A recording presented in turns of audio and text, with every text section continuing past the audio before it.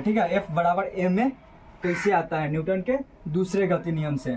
तो दूसरा गति नियम देखिए कि किसी वस्तु पर आरोपित बल उस वस्तु के संवेग में परिवर्तन के दर के व्युत्क्रमानुपाती होती है। तो देखिए पहले यहाँ पे संवेग में परिवर्तन, अर्थात संवेग बराबर क्या होता है, चूंकि संवेग बराबर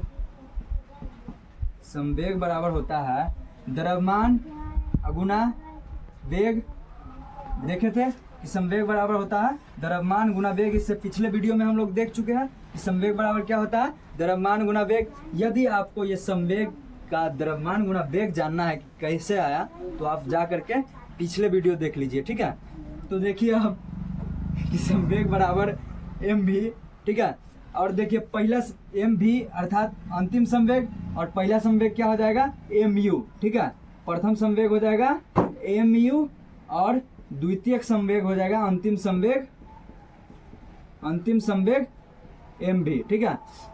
अंतिम संवेग एम भी। अब देखिए इसमें परिवर्तन की दर, संवेग में परिवर्तन की दर एफ व्युत्क्रमानुपाती संवेग में परिवर्तन की दर, अर्थात m v minus m u by t, ठीक है।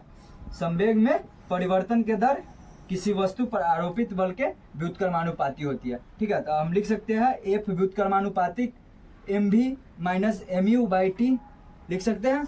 अब देखिए दोस्तों कि इसको प्रूव कैसे करते हैं, देखिए तो यहाँ पे लिख सकते हैं एफ एम कॉमन लेंगे तो क्या हो जाएगा, v minus U by T हो जाएगा। तो अब देखिए यहाँ पे एफ व्युत्क्रमानुपातिक M v minus U by T को लिख सकते हैं, चूंकि एक्सेलरेशन बराबर होता है a बराबर v minus U by T. यदि ये भी आपको समझना है तो जाइए पिछले वीडियो में जाइए और देखिए कि a बराबर एक्सेलरेशन बराबर क्या होता है। एक्सेलरेशन बराबर होता है अंतिम वेग माइनस प्रारंभिक वेग बट्टा समय, ठीक है। तो देखिए अब एम ए लिख सकते हैं, v minus U by T को a लिख सकते हैं, तो एम ए। अब देखिए एफ व्युत्क्रमानुपातिक एम ए। अब देखिए व्युत्क्रमानुपातिक चिन्ह को हटाएंगे तो चूंकि यहाँ पे हम के लेंगे, के बराबर होता है व्युत्क्रमानुपातिक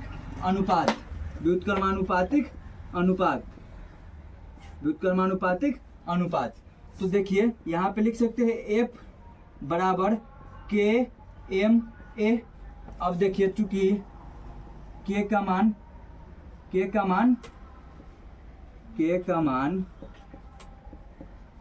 एक लेने पर, के का मान एक लेने पर, तो देखिए के का मान अगर हम एक लेंगे तो यहाँ पे हो जाएगा एफ बराबर एक गुना एम ए।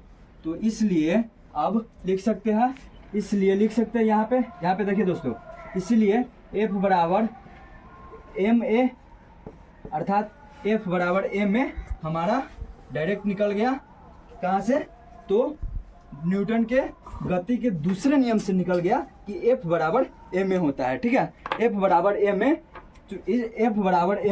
कहाँ से निकला, न्यूटन के गति के दूसरे नियम से, ठीक है।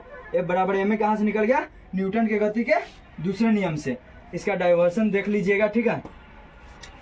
डाइवर्सन कैसे निकला, एफ बराबर एम ए